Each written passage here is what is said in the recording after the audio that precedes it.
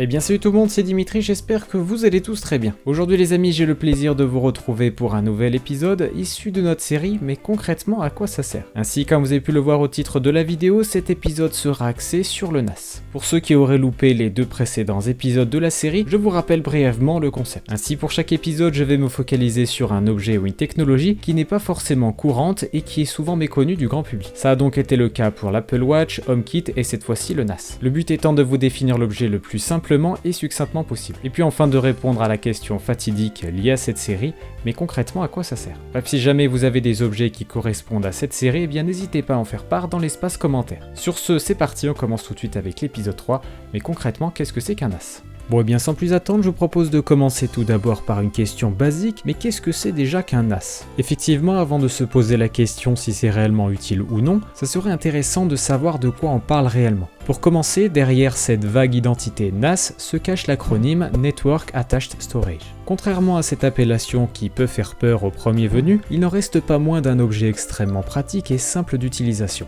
Pour vulgariser la chose et pour résumer très succinctement, il s'agit ni plus ni moins d'un lieu de stockage commun. Alors non, ce n'est pas un disque dur externe sans fil qui s'occupe principalement de stocker des informations, vous verrez plus tard que c'est plus intelligent et plus puissant que cela. Ainsi, voyez le NAS comme étant une sorte d'ordinateur qui est connecté à votre réseau par le biais de votre box internet et qui est généralement allumé en permanence, 24 heures sur 24, 7 jours sur 7.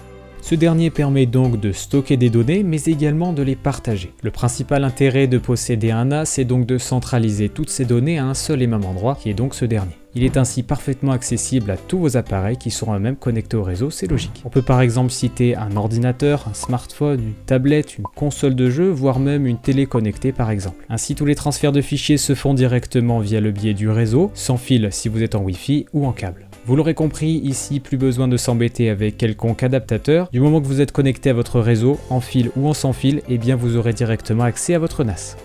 Bon super, maintenant qu'on sait qu'est-ce que c'est qu'un NAS, je vous propose de répondre à la question à quoi ça sert. Pour répondre rapidement à cette question, j'ai envie de dire à quasiment tout. En étant plus sérieux, un NAS a trois fonctionnalités principales. La première, c'est le stockage de données, vient ensuite le partage et enfin l'exploitation. Bon, on ne va pas se cacher, effectivement les trois fonctionnalités que je vous ai décrites juste avant, eh bien ne permettent pas de savoir si c'est réellement utile ou non, car je ne vous ai tout simplement pas fait de rapprochement avec un objet que vous utilisez assez couramment. En effet, je vous propose de voir la différence entre un NAS et un disque dur externe. En effet, on en a déjà parlé précédemment, mais un des problèmes récurrents provient du connecteur. USB type C, USB 3, Thunderbolt, Firewire, il en existe beaucoup. Et ne parlons même pas de le connecter sur un smartphone qui est tout simplement impossible, notamment sur iOS avec le port Lightning. Avec le NAS, on passe par le réseau, donc absolument aucun souci à ce niveau-là.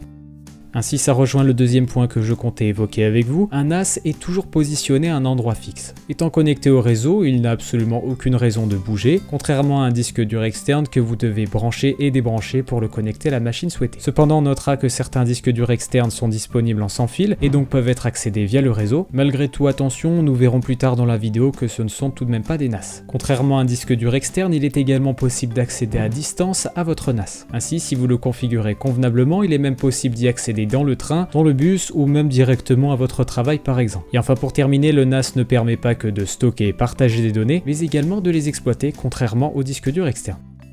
Bon, c'est vrai que le terme exploiter est assez vague, c'est pour ça que je vous propose d'avoir une liste non exhaustive de toutes les choses qui sont réalisables avec un NAS. Rappelez-vous, en début de vidéo, je vous ai dit qu'un NAS était assignable à un ordinateur qui tournait 24 heures sur 24, 7 jours sur 7. Qui dit ordinateur dit système d'exploitation, et vous en doutez, un NAS en possède également un. Ainsi, c'est via ce système que l'on va pouvoir exploiter les données qui sont dans notre NAS. Et pareil qu'un ordinateur, on va avoir accès à de multiples applications qui vont nous permettre de faire tout ce que l'on veut. Il sera donc possible de créer une photothèque personnalisée, stocker vos photos, vidéos, stocker également votre bibliothèque iTunes, votre bibliothèque musicale. Vous pourrez même mettre en place de la vidéosurveillance à distance, mettre en place de la domotique, etc. La liste est encore une fois non exhaustive.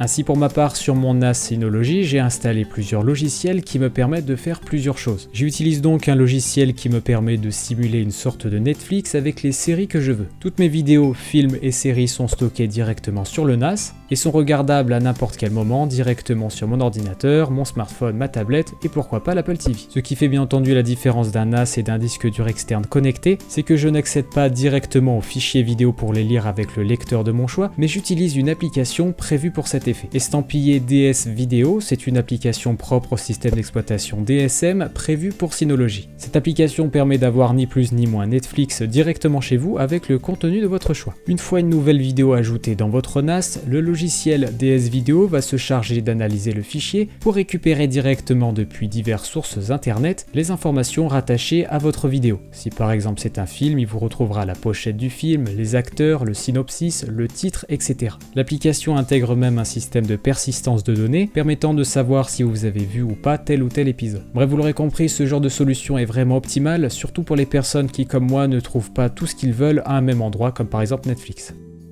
J'utilise également mon NAS en tant que serveur de téléchargement en utilisant directement JDownloader. Cet outil est réellement génial et permet, comme son nom l'indique, de télécharger tout ce que vous voulez à l'instant voulu. De plus, ce dernier est accessible depuis l'extérieur, donc je peux lancer un téléchargement quand je veux. Ce genre de système permet de penser la chose un peu plus différemment en lançant des tâches le matin pour les avoir par exemple le soir dès qu'on rentre du boulot. Et enfin pour terminer, j'ai également installé un serveur Time Machine directement sur mon NAS, permettant ainsi de sauvegarder en sans fil mon MacBook Pro sans aucun souci. Alors comme je l'ai déjà dit, c'est une liste non exhaustive, il existe encore plein d'autres façons d'utiliser son NAS et je vous propose de les découvrir si jamais vous avez l'occasion d'en acheter un.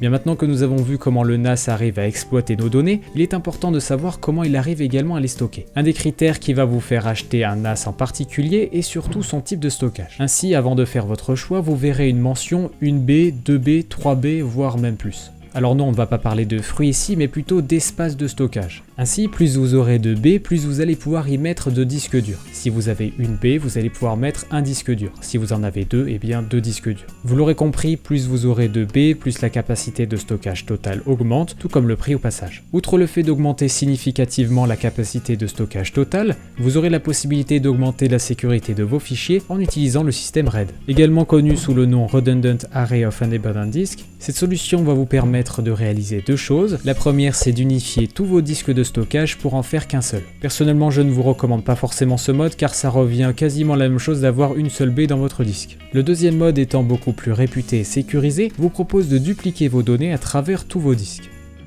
Ainsi, prenons le cas où nous avons un serveur NAS avec 2 baies. Dans ces 2 baies, je vais y insérer deux disques durs, un de 2 Tera et un autre de 2 Tera. Avec le premier mode du système RAID, mes deux disques auraient entre guillemets fusionné et j'aurais eu 4 Tera utilisables. Le problème principal de cette solution est que si jamais le disque 2 tombe en panne, eh bien je perds 2 Tera de données. Dans le cadre où c'est des vidéos, des films et des séries, c'est pas très grave, je pourrais faire sans. Cependant, ça peut devenir très vite dramatique si je stocke des documents administratifs, mon album photo, mes factures, etc. Et c'est là que le deuxième mode principal du système RAID entre en jeu en permettant de dupliquer toutes ces données. Si l'on reprend mon précédent exemple, j'aurais eu cette fois-ci non pas 4 Tera utilisables mais 2, et à chaque fois que je voudrais copier un fichier sur mon NAS, celui-ci sera alors dédoublé et sera copié sur la deuxième partition de 2 Tera qui ne sera pas visible. L'avantage de cette solution, c'est d'avoir une roue de secours. En effet, si jamais un des disques durs claque, eh bien j'aurai toujours une copie parfaite du premier. Tout ça pour dire qu'il y en a pour tous les goûts et surtout tous les budgets. Si vous tenez absolument à vos données, eh bien n'hésitez pas à prendre un 2B minimum. Pour mon cas, j'utilise mon NAS uniquement pour y stocker de la musique, des vidéos. Donc si jamais mon disque dur plante, eh bien c'est pas trop un souci, mes données ne seront pas si cruciales que ça.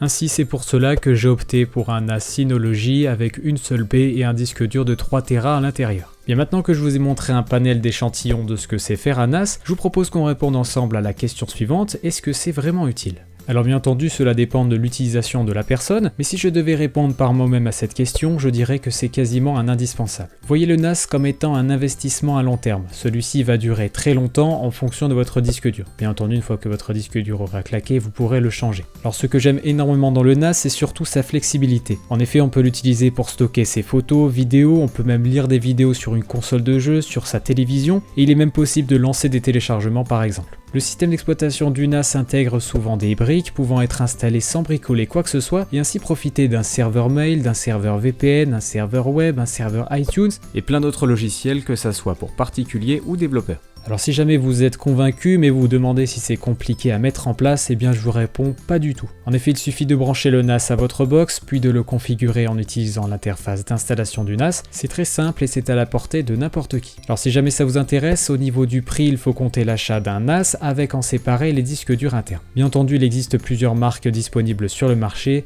Synology, QNAP, Asus Store, Western Digital, etc. Quand vous irez acheter vos ou votre disque dur interne, je vous conseille de faire attention et de privilégier les disques durs prévus pour une utilisation intensive. Pour cela, il en existe plein, mais pour ma part, je vous recommanderais fortement les Western Digital Red. J'utilise actuellement celui de 3 Tera et ça fait un bon moment que je l'ai, il ne bronche pas du tout. Alors attention, certains NAS ne sont pas compatibles avec la virtualisation, c'est d'ailleurs le cas du mien. C'est ce que je regrette d'ailleurs. Si je devais le changer, j'en prendrais un avec de la virtualisation pour faire tourner Docker. L'interface et les fonctionnalités changent selon les OS des différentes marques. Les deux plus gros piliers du marché sont actuellement Synology et QNAP. Il existe des avantages et inconvénients pour chacun d'entre eux. Ainsi, si j'ai quelque chose à vous recommander fortement, c'est de bien analyser votre besoin pour ensuite choisir le NAS qui vous correspond le mieux, car c'est encore une fois un investissement à long terme. Et enfin, dernière chose, sachez qu'il est également possible de créer son NAS avec une Raspberry Pi, donc si jamais ça peut vous intéresser, eh bien je serai ravi de vous faire un tutoriel sur ça, donc n'hésitez pas à me le dire dans l'espace commentaire. Et bien voilà, c'est désormais la fin de cette vidéo, j'espère sincèrement qu'elle vous aura plu. Encore une fois, n'hésitez pas à me faire part dans l'espace commentaire de votre avis sur la vidéo. Encore une fois, n'hésitez pas à réagir dans cette vidéo, n'hésitez pas à nous dire selon votre avis si le NAS est utile ou pas. N'hésitez pas non plus à me suggérer des objets ou des technologies que je pourrais intégrer dans un prochain épisode de Mais concrètement à quoi ça sert. Sur ce, c'était Dimitri, on se retrouve très prochainement pour une nouvelle vidéo.